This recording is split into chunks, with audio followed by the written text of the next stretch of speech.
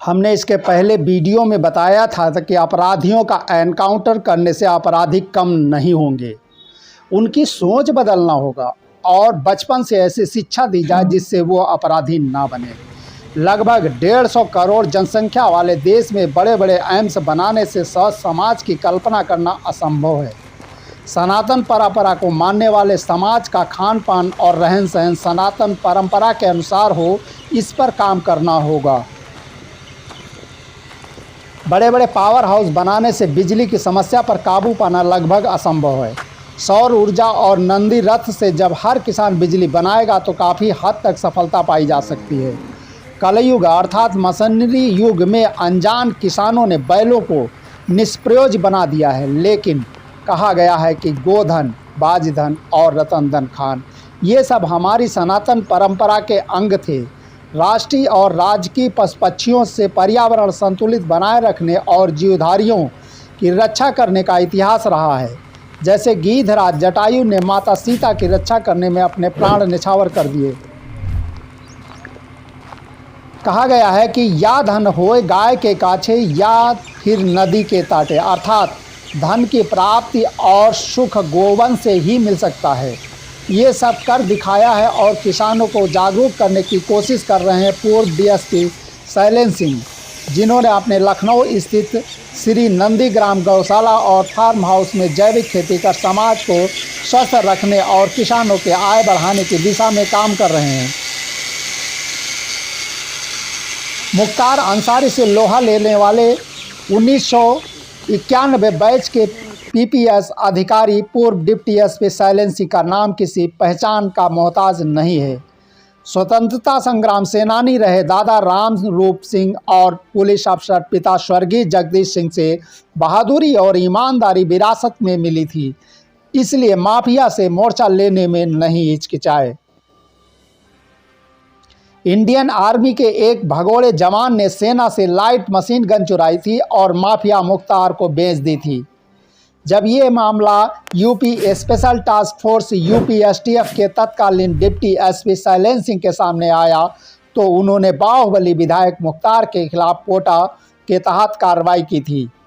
2004 में नौकरी से त्यागपत्र दे दिया था। अब जैविक खेती कर रहे हैं। आइए पूर्व डिप्टी एसपी शैलेंद्र सिंह से बातचीत करते हैं। सर, गौशाला में कितनी गाय हैं?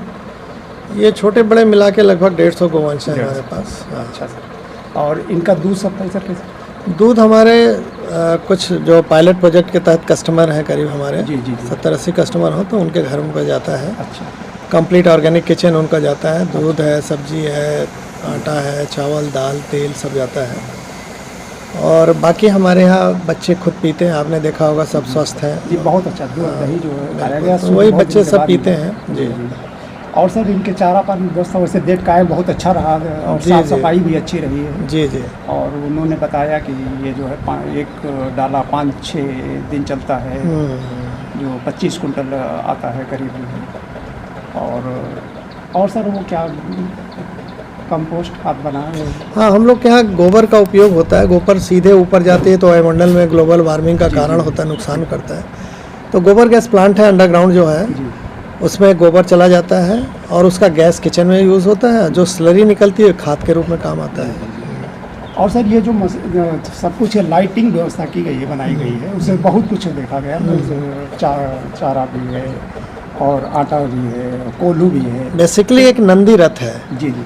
नंदी रथ ऐसा जिस पे बैल चलते हैं, उससे हमारा बिजली भी बनता है, पानी भी निकलता है। उसी आप चाहें तो आटा चक्की चला सकते हैं, तेल कोल्हू चला सकते हैं, चारा काट सकते हैं। तो जैसे ट्रैक्टर का जॉइंट कहीं लगा दीजिए वो चलने लगता है, तो ऐसे नंदी रथ का यूनिवर्सल जॉइंट आप जिसमें लगा देंगे वो चलने लगेगा। बहुत अच्छा सर। और इनका सर चारा पानी की व्यवस्था बढ़िया है ही और ठीक है सब कुछ। और ये गाय गौशाला सर इसलिए बनाया गया, ना कि जो लोग गौशाला बोलते हैं जानते हैं कि गौशाला में गाय बंद की जाती है। नहीं, हमारे यहाँ तो गाय घूमने भी जाती है बाहर चरने पालन के उसमें। हाँ, ये गौ पालन क्या है, वहाँ एक गौ माता हमारे लिए तो आराध्य के रूप में है। हम उनकी सेवा करते हैं। कारण यह है कि गौ माता जी, जैसे वेदों में आपने पढ़ा होगा कि गोधन के आधार पर ही हमारी प्रतिष्ठा, सामाजिक, आर्थिक, राजनीतिक और सांस्कृतिक जो हैसियत है वो नापी जाती थी। तो वही हम लोग हैं कि वैदिक जो गोधन नॉलेज को- है गोधन उसी को बाजरा हम भी- लोग, हाँ, उसी को हम लोग नई टेक्नोलॉजी के साथ जोड़ के जी जी। और गौ संस्कृति पे ही पूरा ये काम हो रहा है।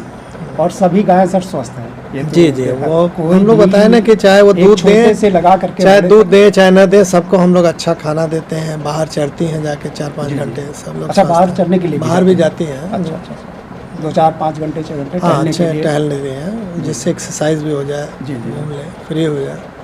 इस बीच में गौशाला की सफाई हो जाती है। बहुत अच्छा सर, ऐसा बहुत कम लोग ही करते हैं। और शायद गौपालन करें तो किसानों की आय जो है बढ़ भी सकती है। बिल्कुल, जो बिल्कुल। दूनी की बात की जाती आप है। दूध से तो समझिए कि गाय का खर्च निकलता है, लेकिन गोबर जो असली है, जिसमें 8 प्रकार के लक्ष्मी का वास है, बाबा देवराव बाबा ने कहा भी है इसको, जी, तो उससे जब आप खेती करते हैं तो उसमें प्रॉफिट ज़्यादा है। तो गोबर का उपयोग हमको खेती में करना चाहिए।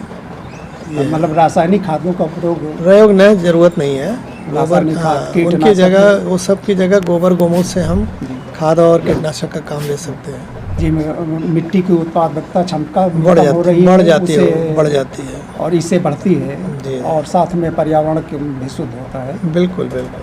तो अगर पूरी तरह इसका लोग प्रयोग करते हैं तो काफ़ी फायदा होगा। बहुत फ़ायदा, पर्यावरण के स्तर फ़ायदा है। सरकार को डीजल ये सब इंपोर्ट नहीं करना पड़ेगा, केमिकल फर्टिलाइजर पेस्टिसाइड नहीं मंगाना पड़ेगा।